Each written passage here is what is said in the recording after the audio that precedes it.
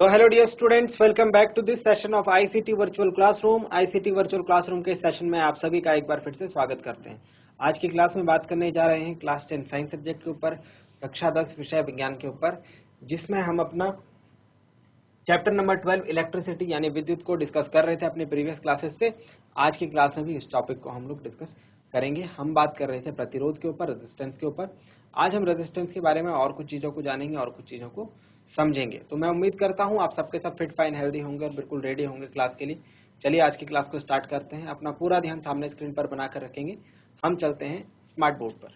चलिए, तो हमने लास्ट क्लास में डिस्कस किया था, हमने लास्ट क्लास में क्या बात करी थी, 1 ओम की परिभाषा। ठीक है, यहां तक हो गया था। आज हम क्या बात करेंगे, आज प्रतिरोध के बारे में एक दो इंपॉर्टेंट चीजें लिखेंगे यहां पर। सबसे पहले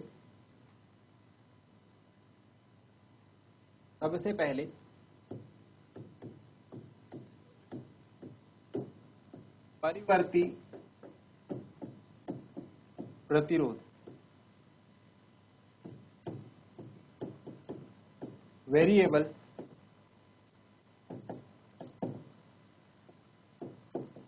रेजिस्टेंस। हेडिंग डालेंगे परिवर्ती प्रतिरोध, वेरिएबल रेजिस्टेंस।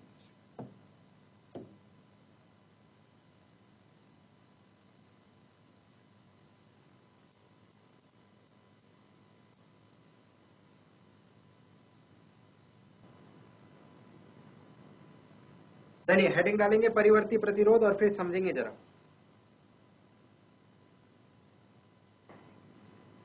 देखिए प्यारे बच्चों, परिवर्ती प्रतिरोध क्या होता है, पहले इसकी डेफिनेशन लिखेंगे। लिखें मेरे साथ, लिखें।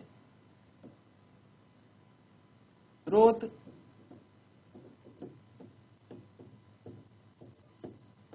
की वोल्टता यानी कि वोल्टेज में परिवर्तन किए बिना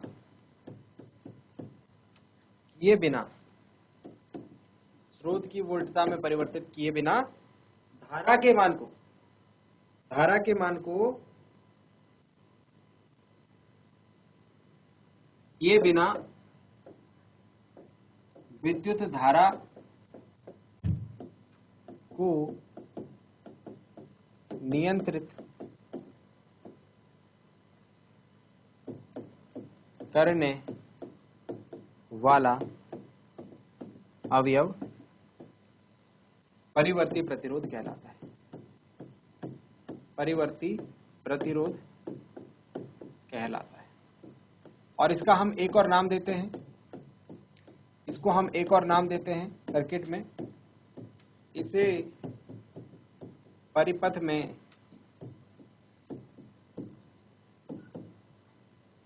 धारा नियंत्रक, किस नाम से? धारा नियंत्रक। क्यों? क्योंकि ये धारा के मान को नियंत्रित करता है, तो धारा नियंत्रक, इसको हम इंग्लिश में कहते हैं रियोस्टेट कहा जाता है। चलिए ये पॉइंट लिखेंगे। देखो होता क्या है, इसको नोट डाउन करो जल्दी, फिर मैं समझा रहा हूं इसको। परिवर्ती प्रतिरोध, इसे धारा नियंत्रक कहते हैं, रियोस्टेट।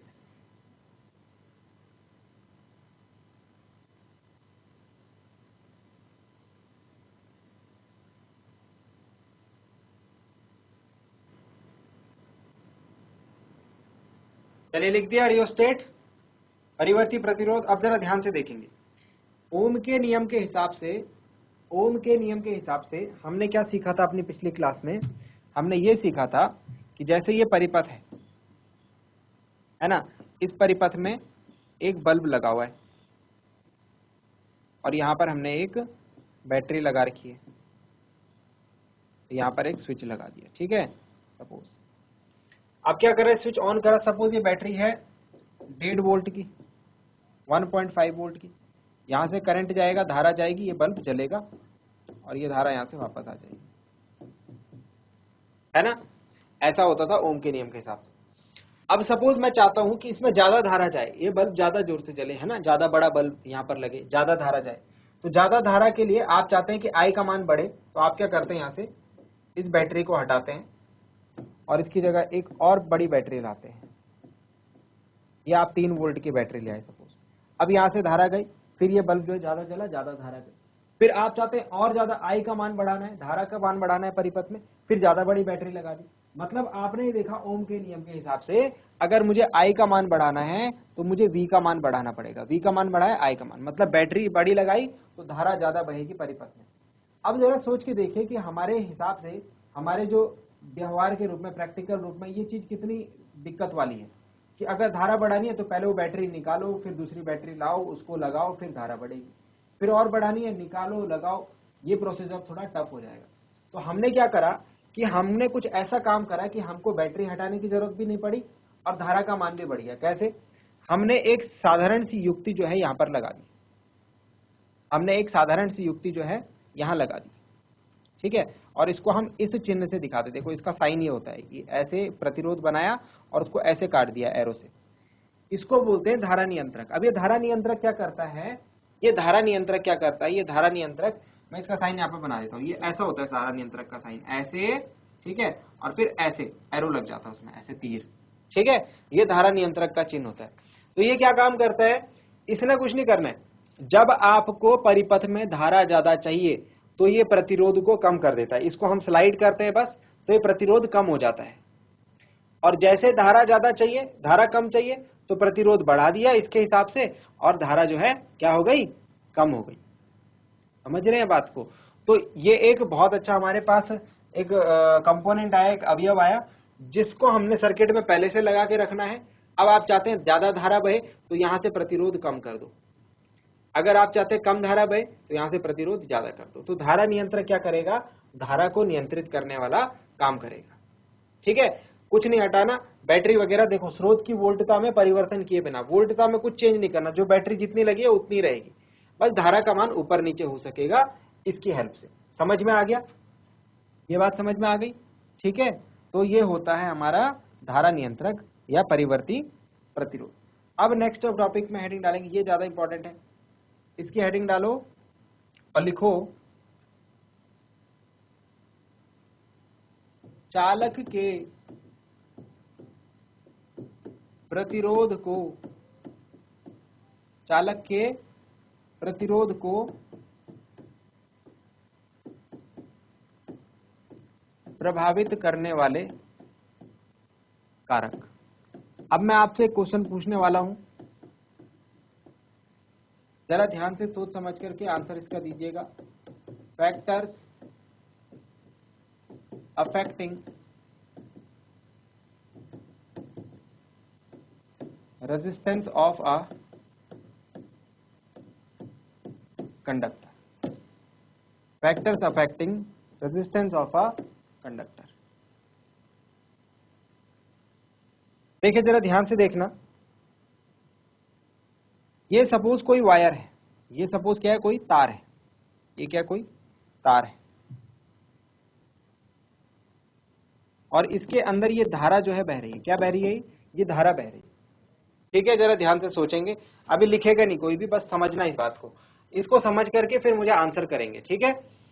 एक तार है, इसके अंदर ये धारा बह रही है, इस तार को ऐसा समझिए कि जैसे ये एक मैदान है, ये क्या है, एक मैदान है, ये आपके लिए एक मैदान है, और इस मैदान में ये आप दौड़ रहे हैं, धारा की जगह कौन हो गया, आप हो गए, ये तार क्या हो गया, मैदान हो गया, धारा कौन हो गई, आप।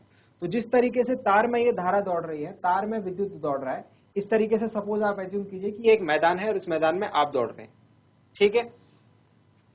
हमने पिछली क्लास में ये पढ़ा था कि इस तार का क्या होगा, कुछ प्रतिरोध होगा, मतलब ऐसे सपोज यहाँ पर रुकावट है, इस मैदान में आपके लिए क्या है, रुकावट है, इस मैदान में आपके लिए क्या है, रुकावट है। हर एक पदार्थ में, हर एक चालक तार का कुछ प्रतिरोध होता है। प्रतिरोध क्या काम करता है, धारा को रोकने का काम करता है, धारा के मार्ग में रुकावट डालने का काम करता है। तो जितना लंबा ये तार होगा उतनी ज्यादा रुकावटें होंगी, उतनी ज्यादा रुकावट आएंगी, जितना छोटा तार होगा उतनी कम रुकावट होगी। पहली बात समझ गए। दूसरी चीज, जितना मोटा ये तार होगा उतनी ज्यादा रुकावटें होंगी, या फिर जितना पतला तार होगा उतनी ज्यादा रुकावटें होंगी। दो क्वेश्चन मैंने आपसे पूछे, एक तो लंबा तार और छोटा तार, एक ये लंबा तार है और एक ये छोटा तार है,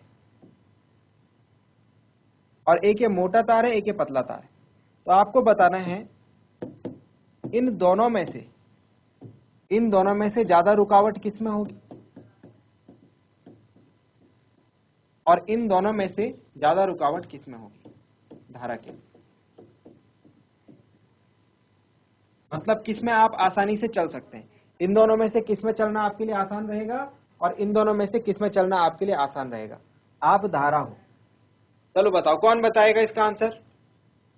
क्या कोई सोच सकता है इसको? दो टाइप के तार यहां हैं, दो टाइप के तार यहां हैं।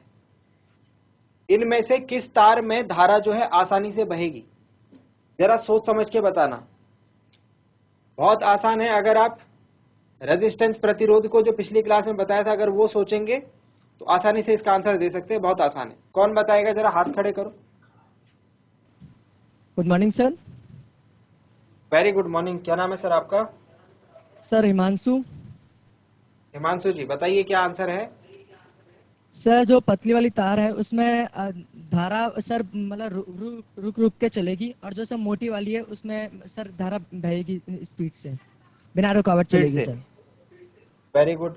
और इस केस में क्या मानते हैं आप? इस केस में क्या मानते हैं? जो एक लंबा तार है और एक पतला, एक लंबा तार है एक छोटा तार है। मोटे और पतले में तो आपने बता दिया कि इसमें आसानी से बहेगी, इसमें मुश्किल होगी।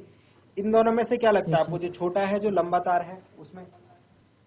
सर छोटे वाले में जल्दी और लंबे वाले में थोड़ा टाइम लगेगा थोड़ा बहने में। टाइम लगेगा। ठीक है, वेरी गुड। नाम क्या बताया आपने अपना? Sir Himanshu. Himanshu. Very good Himanshu, बैठ जाइए। और कोई जो इस आंसर को मॉडिफाई करना चाहे, या फिर अपने तरीके से कुछ बताना चाहे, या फिर कोई बताना चाहे कि नहीं इसमें कुछ चेंज होना चाहिए इस आंसर में? और कोई है? और कोई? फिर मैं बता रहा हूं इसका आंसर। नहीं, कोई नहीं। ठीक है, चलो देखो, अब ध्यान से देखो, इंपॉर्टेंट है। ये समझ में आ गया तो आगे की कहानी समझ में आ जाएगी। देखो, मैंने आपसे क्या कहा कि जो दो तार हैं, एक लंबी है और एक छोटी है, दोनों की मोटाई समान है। दोनों की मोटाई क्या है? समान है। बस एक लंबी तार है और एक छोटी तार है। ये वाली छोटी तार है, ये लंबी तार है। ठीक है। तार वैसे इतनी मोटी होती नहीं है, तार पतली होती है, बट मैंने उसको यहाँ पर इस तरीके से बनाया है। आप ये समझिए कि रुकावट कहां पर ज्यादा होगी। इस तार में भी उतनी ही रुकावटें होंगी इस छोटी सी लंबाई में, और इसमें पूरी लंबाई में ज्यादा रुकावट होगी। मतलब धारा यहां से जाएगी, पहले यहां टकराएगी, ऐसे ऐसे ऐसे घूम करके जाना पड़ेगा, और इस रास्ते जाएगी तो यहां पर रुकावटें क्या आएंगी? उसको बहुत ज्यादा आएंगी। मतलब धारा के लिए आसान रास्ता कौन सा है? विद्युत धारा के लिए आसान रास्ता कौन सा है? ये वाला। तो ये वाला आसान रास्ता हो गया धारा के लिए, क्योंकि ये छोटा रास्ता है। इधर से धारा आई, इधर से निकल गई। अब यहां से यहां से आई और इतना टाइम लेने के बाद निकली, है ना? तो ये आसान रास्ता, ये मुश्किल रास्ता। तो अगर आपने कोई परिपथ बनाना है, कोई सर्किट बनाना है, उसमें लंबा तार लगाएंगे या छोटा सा तार लगाएंगे? छोटा तार लगाएंगे। उसमें लंबा तार लगाएंगे तो परिपथ का प्रतिरोध ज्यादा होगा, धारा को जो है ज्यादा मुश्किल करनी पड़ेगी, मुश्किल रास्ता होगा। तो आपको जितनी वायर चाहिए, छोटा से छोटा तार आप लगाएंगे उसमें। कितना? छोटा से छोटा तार। ये वाला समझ में आ गया। अब इन दोनों में देखो, इन दोनों केसेस में देखो, एक रास्ता जो है बिल्कुल चौड़ा है और एक रास्ता बिल्कुल पतला है। एक रास्ता क्या है? चौड़ा है, एक रास्ता पतला है। अब ऐसे समझिए जैसे आपका जो क्लासरूम है, इस क्लासरूम में 100 बच्चे हैं, और जब छुट्टी होती है कि 100 के 100 बच्चे एक दरवाजे से बाहर निकलते हैं, तो दरवाजे पर जाम लग जाएगा ना। अब सपोज समझिए ये 100 के 100 बच्चे एक ग्राउंड में, जब छुट्टी होगी तो ग्राउंड तो बहुत बड़ा होता है, ग्राउंड में एक छोटा सा दरवाजा तो होता नहीं है, तो वहां पर जाम नहीं लगेगा। तो ऐसे सोचिए, धारा इस रास्ते अगर जा रही है तो यहाँ पर धारा के लिए चौड़ा रास्ता है, रुकावट जो होंगी कम आएंगी। तो यहाँ पर धारा, इस चौड़े रास्ते में धारा जो है आसानी से बहेगी। तो ये वाला रास्ता क्या होगा धारा के लिए? इस केस में आसान रहेगा। और क्योंकि ये पतला रास्ता है, पतले रास्ते में धारा को प्रवाहित होने में थोड़ा सा मुश्किल होगी, तो ये मुश्किल वाला रास्ता हो जाएगा। ये बात सबकी समझ में आ गई? ये बात किस किस की समझ में आ गई? जरा हाथ खड़े करके बताएं। ये बात कितने बच्चों की समझ में आई है? जरा हाथ खड़े करके बताएं। ठीक है, गुड, हाथ नीचे। अब कितनों की समझ में नहीं आया है ये बताएं। कितनों की समझ में नहीं आया ये बताएं, कौन कौन है? ओके, आई थिंक सबके समझ में आ गया। तो हम ये देखते हैं कि जो लंबा तार होता है वहां पर धारा को प्रवाहित होने मुश्किल होता है, यानी जो छोटा तार होता है उसके लिए आसान होता है। तो जहां पर मुश्किल वहां प्रतिरोध ज्यादा, जहां मुश्किल, जहां धारा को मुश्किल हो रही है वहां पर आर ज्यादा है, और जहां पर आसान मतलब वहां पर आर कम है। तो इसकी लंबाई भी कम है, लंबाई कम है तो आर कम है, इसकी लंबाई ज्यादा है तो आर ज्यादा है। यहां पर देखिए, यहां पर मोटाई, मोटाई को हम लोग लेते हैं क्षेत्रफल से, मोटाई को किससे लेते हैं? क्षेत्रफल से। तो यहां पर आसान है मतलब आर कम है, जहां पर आसान है वहां पर आर कम है। यहां पर आसान था, आर कम था, प्रतिरोध कम था, तो आर कम है, लेकिन इसका क्षेत्रफल क्या है? ज्यादा है। उसका क्षेत्रफल क्या है? कम है, तो इसका क्षेत्रफल ज्यादा है। अब यहां देखो, यहां पर मुश्किल है मतलब आर क्या है? ज्यादा है, लेकिन क्षेत्रफल इसका क्या है? कम है। तो इन दोनों बातों को मैं मैथ्स के हिसाब से कैसे लिखता हूं जरा देखना, इन दोनों बातों को मैं मैथ्स के हिसाब से कैसे लिखता हूं। सबसे पहला पॉइंट, जब r का मान ज्यादा होता है और l का मान ज्यादा होता है, r का मान कम होता है, l का मान कम होता है, तो इसको हम इस संबंध से लिखते हैं। जब एक चीज के बढ़ने पर दूसरी चीज बढ़े, लंबा तार होगा तो प्रतिरोध ज्यादा होगा, छोटा तार होगा तो प्रतिरोध कम होगा। तो L के बढ़ने पर R बढ़ेगा, L के घटने पर R घटेगा, तो उसको हम ऐसे लिखते हैं अनुक्रमानुपाती। एक के बढ़ने पर दूसरा बढ़े, एक के घटने पर दूसरा घटे। और दूसरा चीज, यहां पर क्या हो रहा था? R कम हो रहा था तो A ज्यादा हो रहा था, यहां पर उल्टा काम हो रहा था। तो जब उल्टा काम हो तो उसको ऐसे लिखते हैं अनुक्रमानुपाती 1/A। तो इसको हम गणित में तो ऐसे लिखते हैं और अपने शब्दों की भाषा में ऐसे बोलते हैं, लिखेंगे मेरे साथ, लंबाई बढ़ने पर प्रतिरोध बढ़ता है। साथ ही साथ हम ये भी बोल सकते हैं, लंबाई घटने पर प्रतिरोध घटता है। लंबाई बढ़ेगी तार की तो प्रतिरोध बढ़ेगा, लंबाई घटेगी तो तार की प्रतिरोध घटेगा। और इसको हम एक और नाम से जानते हैं, इसको हम एक और तरीके से बोल सकते हैं।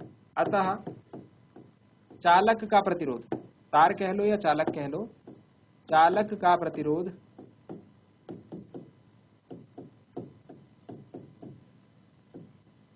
उसकी लंबाई के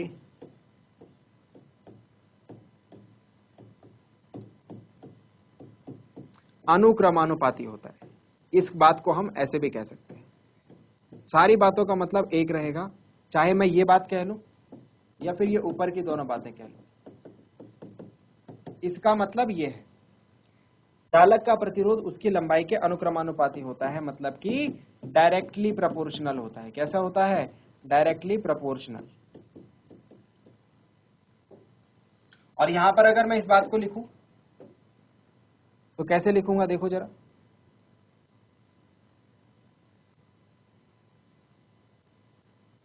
यहां पर उल्टा काम हो रहा है। अगर मैं बोलूं क्षेत्रफल, लंबाई की जगह क्या आ जाएगा? क्षेत्रफल। यहां पर क्षेत्रफल की बात हो रही है, ए मतलब एरिया, एरिया यानी क्षेत्रफल। तो क्षेत्रफल बढ़ने पर प्रतिरोध बढ़ता है क्या? नहीं, उल्टा होता है। क्षेत्रफल बढ़ने पर प्रतिरोध घटता है। क्या होता है? घटता है। और क्षेत्रफल घटने पर प्रतिरोध क्या होगा? उल्टा काम होगा, बढ़ेगा। तो ये याद रखनी है आपको, ये 2 पॉइंट्स याद रखना। ये 2 पॉइंट्स याद रखना। इसको मैं ऐसे भी कह सकता हूं, अतः चालक का प्रतिरोध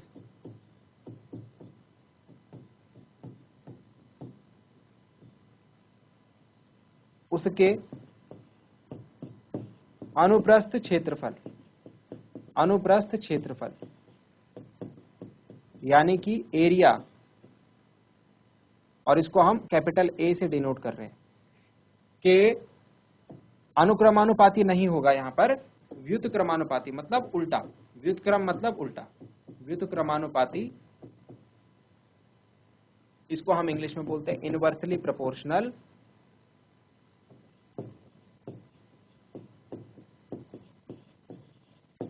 होता है। तो ये एक बहुत इंपॉर्टेंट चीज थी बच्चों सीखने के लिए आपके, आप लोगों ने इसे सीखा, इसको याद रखेंगे आप।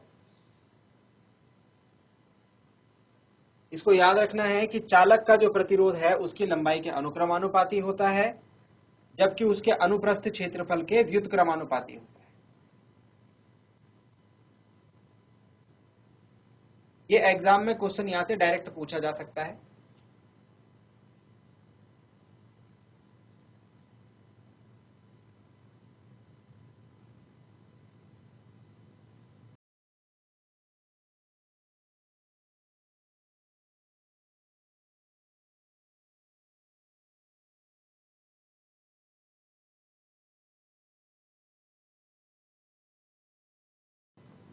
चलिए, अब यहां से एक रिलेशन बनाया जाता है, एक फॉर्मूला बनाया जाता है, और वो फॉर्मूला कुछ इस तरीके से बनेगा, देखो जरा।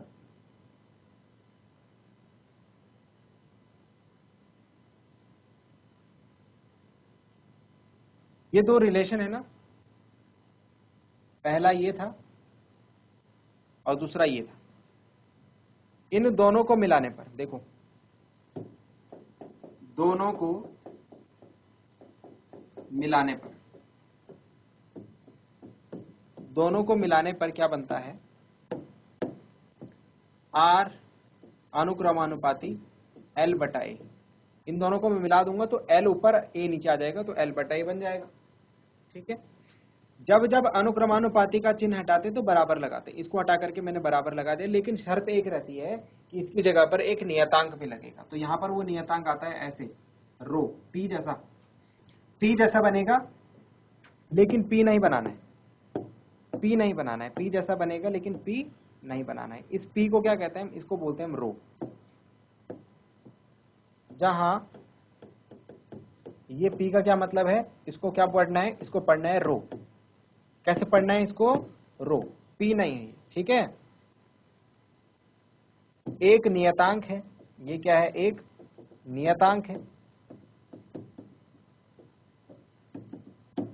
जिसे पदार्थ की यानी मटेरियल की, जिस भी मटेरियल का आपका तार होगा, जिस भी पदार्थ का आप तार ले रहे हैं, उसकी प्रतिरोधकता कहते हैं, उसकी रेजिस्टिविटी कहते हैं, उससे पदार्थ की वैद्युत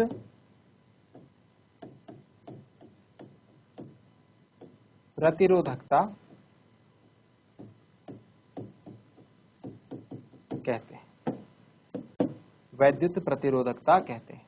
इंग्लिश में हम इसे कहते हैं भाई इलेक्ट्रिकल रेजिस्टिविटी। इंग्लिश में हम इसे क्या कहते हैं, इलेक्ट्रिकल रेजिस्टिविटी।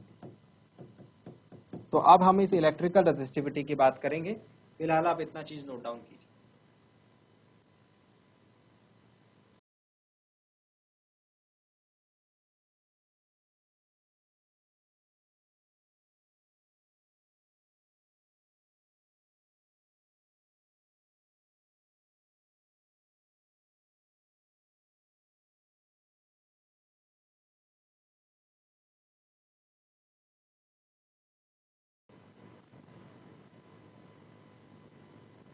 प्रतिरोधकता के बारे में दो चार बातें लिखेंगे भाई, प्रतिरोधकता के बारे में दो चार बातें लिखेंगे।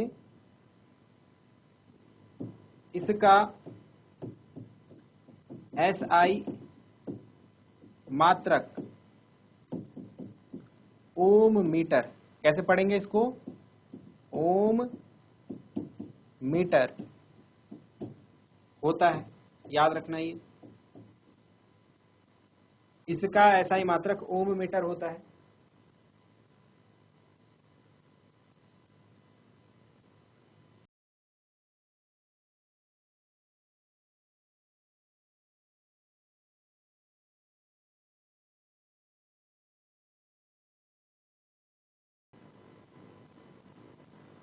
ठीक है, यह ऐसा, इसका ऐसा ही मात्रक ये है, यह किसी पदार्थ का, किसका बोला, पदार्थ का, चालक का नहीं, पदार्थ का। चालक किस पदार्थ का बना है, तार कॉपर का है, तांबे का तार है, एल्यूमिनियम का तार है, चांदी का तार है, किस पदार्थ का बना है, उस पदार्थ के गुण को कौन बताता है, रेजिस्टिविटी। यह किसी पदार्थ का अभिलाक्षणिक गुणधर्म होता है।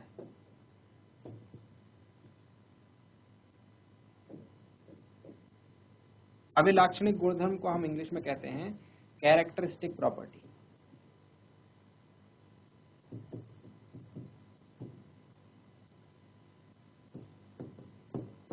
इससे हमको क्या पता चलेगा, इससे हमको पता चलेगा जिस पदार्थ की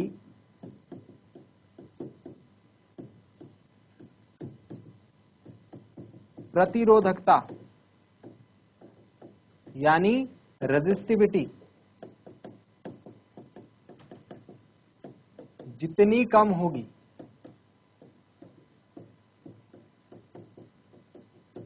उसमें धारा का प्रवाह यानी करंट फ्लो उतना ही सुगम होगा। सुगम मतलब इजी।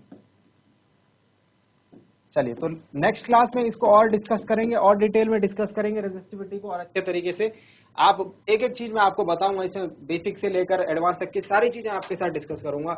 हमारी डेली लाइफ में इसका क्या यूज है, हमारे आसपास इसका क्या यूज है, ये सारी बातें मैं आपके साथ डिस्कस करूंगा अपनी अगली क्लास में। आज के लिए इतना ही। उम्मीद करते हैं आज की क्लास आपको पसंद आई होगी, कुछ नया सीखने को जरूर मिला होगा। साथ ही साथ ये भी उम्मीद करते हैं कि घर से आप इन चीजों को एक बार रिवाइज करके जरूर लाएंगे। मिलते हैं अगली क्लास में ऐसे ही किसी इंपॉर्टेंट और इंटरेस्टिंग टॉपिक के साथ। क्लास से जुड़े रहने के लिए आप सभी का बहुत बहुत धन्यवाद। Thank you very much and have a nice day.